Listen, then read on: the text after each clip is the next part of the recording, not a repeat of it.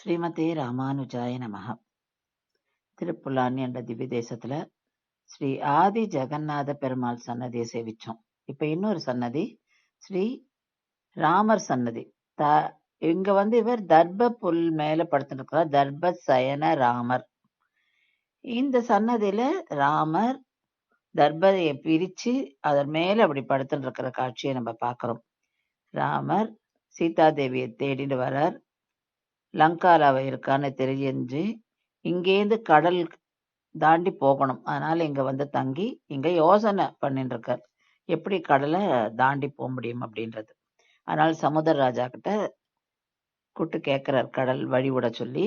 அப்ப இங்க 3 நாள் அவனுக்கு டைமும் கொடுக்கிறார். ஆனா சமுத்திர ராஜா வரல. ராமர் கோவம் வருது. ராமர் நான் கடல் மேல அம்பை எழுதி அதை வத்த வச்சிருவேன் அப்படின்னு சொன்னதுக்கு அப்புறம் சமுத்திரராஜா பயந்துன்னு சரணாகதி அடையறான். அதனால சமுத்திரராஜா சரணாகதி அடைந்த கஷேத்திரம் இது. அவனுடைய மனைவியும் சரணாகதி அடையறாங்க.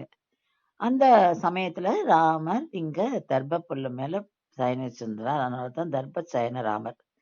இங்க லக்ஷ்மணர் நம்ம சேவிக்கல. ஏன்னா லக்ஷ்மணர் ராமர் தர்ப புல்லு மேல படுத்துட்டு இருக்கிறதுனால அவர் தான் ஆதிசேஷனா மாறி அவருக்கு படுக்கையா விரிஞ்சி அது மேல அவர் சயனிக்க வைக்கிறார். சீதா தேவிங்கிற இங்க நம்ம சேவிக்க மாட்டோம். ஏன்னா சீதா தேவி லங்கால இருக்கா. இந்த சன்னதியில நம்ம இந்த பேனல்ல சந்திரன், சூரியன், தேவர்கள் இவர்களெல்லாம் பார்ப்போம். ஏன்னா இவெல்லாம் அங்க ராமரோட யோசனை பண்றா கடல் எப்படி தாண்ட முடியும். அதனால நம்ம பிரம்மா, ஆஞ்சநேயர் எல்லாருமே இந்த பேனல்ல இந்த சவத்துல நம்ம சேவிக்கிறோம்.